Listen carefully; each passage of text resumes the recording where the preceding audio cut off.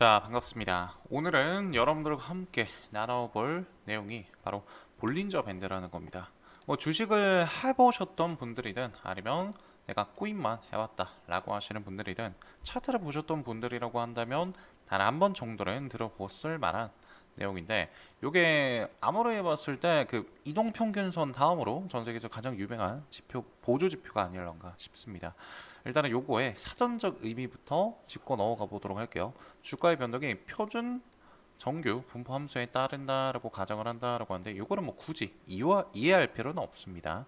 이동평균선이 21선을 추세 중심선으로, 이게 보통 중간에 구름대 위아래에 중간 딱 심지가 있어야 되잖아요. 그거를 보통 이동평균선 21선으로 그냥 설정을 한다 라는 말을 하면서, 상하한 변동폭은 추세 중심선으로 표준 편차 곱하기 2로 계산을 한다는 게 요 볼린저 밴드가 나타내. 이따 여러분들이 볼린저 밴드의 모습을 보시게 되면 구름처럼 보일 거예요. 그래서 얘를 속칭 구름대라고도 씁니다. 여튼 이런 것들을 써게 됐었을 때, 왜냐면 구름처럼 보여가지고 그렇게 되는 건데, 여튼 이런 것들을 써가지고 어떤 식으로 활용할 수 있는가 정도를 말씀을 드려보도록 할 거예요. 오늘 볼린저 밴드로 활용을 해서 두 가지 방법을 설명을 드리게 될 건데, 첫 번째는 단타를 칠 때 이 볼린저 밴드로 활용할 수 있다는 것과, 두 번째 같은 경우에는 횡보 구간이 끝나는 지점에서 급등 그리고 락을 먹을 때 이거를 어떻게 활용하는지 두 가지 경우를 알아보도록 할게요. 첫 번째 방법 같은 경우에는 RSI와 볼린저 밴드를 종합을 해가지고 어떤 방법으로 단타를 칠 것이냐라는 건데, 자, 실제 그림의 사진을 보고 가시게 되면 여러분들이 현재 보고 있는 게 최근에 비트코인의 1시간 봉 차트거든요. 요거를 보시게 되면 어떤 식으로 기본 전략은 같습니다. 이 구름 시점을 하단측을 돌파하는 시점에서, 하단측을 뚫리는 시점에서는 당연히 롱이 되겠고요.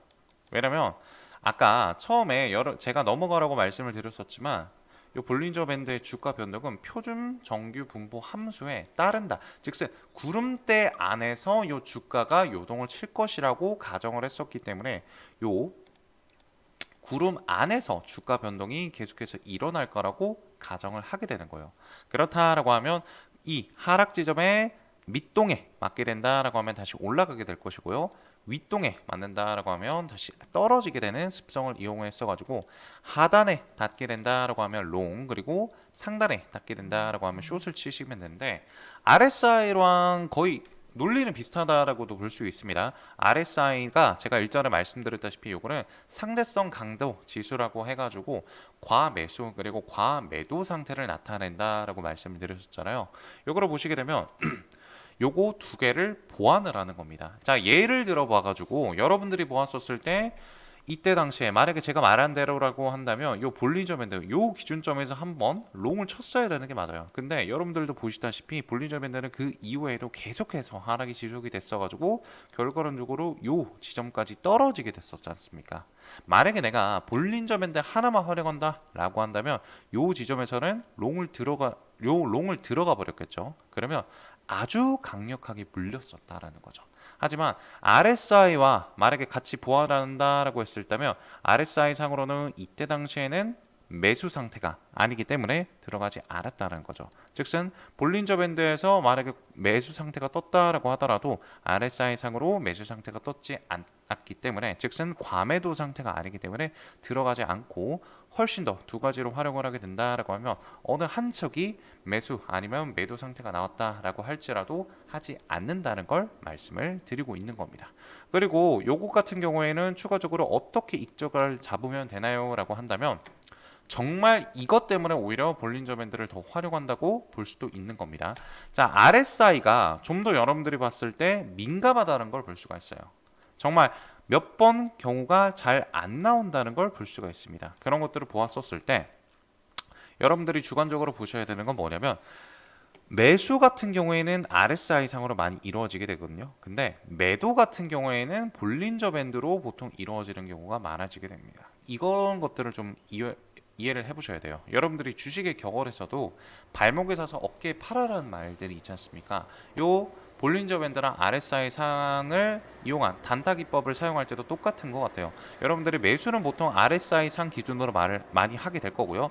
매도 같은 경우에는 볼린저 밴드 기준상으로 하는 게 좀 더 편하게 될 겁니다. 자, 만약에 RSI 상으로 매도까지 한다라고 하면 이때까지 기다리게 돼야 되는데, 이거는 정말 매도 타점도 얼마 안 나오는 시점이 있기 때문에 오히려 여러분들이 안전하게 수익을 짧게 먹고 확실한 수익을 보고 싶다라고 하시면 매수는 RSI 상으로, 그리고 매도는 볼린저 밴드 상으로 하는 게 훨씬 더 좋다라는 말씀을 드리고 싶습니다. 자, 그리고 두 번째 전략 같은 경우에는 횡보 구간이 끝나는 지점에서 급등락을 먹을 때라고 나와 있잖아요. 요거에 무조건적으로 밑바탕이 되는 건 일단은 첫 번째 지지와 저항이 되겠고요. 그리고 두 번째는 지지와 저항을 확인한 이후에 볼린저 밴드를 확인하고 추가적으로 뭐 RSI라든지 혹은 MACD라든지 보조 지표를 활용하는 방법이 있습니다. 자, 두 번째로 보시게 되면 제가 오늘 아침에 찍었었던 비트코인의 1시간 봉 기준인데, 자, 참고로 이것도 짚고 넘어갈게요. 볼린저 밴드 같은 경우에는 사람들이 활용하는 시간대가 다양합니다. 정말로 나는 시간축을 짧게 둔다라고 하시면 15분에서 30분을 두시는 분들도 있고요. 저 같은 경우에는 보통 1시간에서 4시간 봉을 사용을 하는 것 같아요.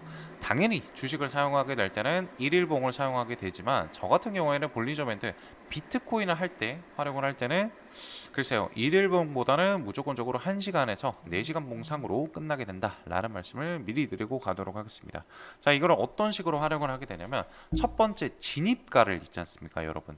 진입가를 아까 제가 요거 적어드렸다시피 횡보 구간이 끝나는 지점에서 급등락을 먹었다라고 했잖아요.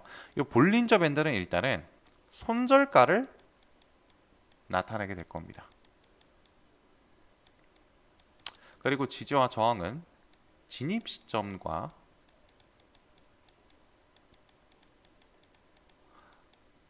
목표 가격을 나타내게 될 거예요.